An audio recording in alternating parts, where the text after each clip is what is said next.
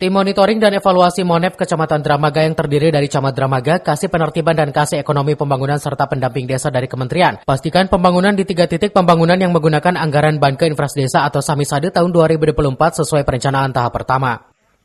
Untuk itu, guna pencairan 40% tahap kedua diperlukan Monef sebagai persyaratan. Hasil Monef sendiri menjadi jaminan pencairan selanjutnya untuk melanjutkan pembangunan sesuai usulan dari Pemdas Neglasari. Meskipun tidak adanya kendala dalam pengerjaan, Pemdas Neglasari berharap secepatnya berkas yang telah dilaporkan tim Monef Kecamatan Dramaga disahkan dengan tanda tangan.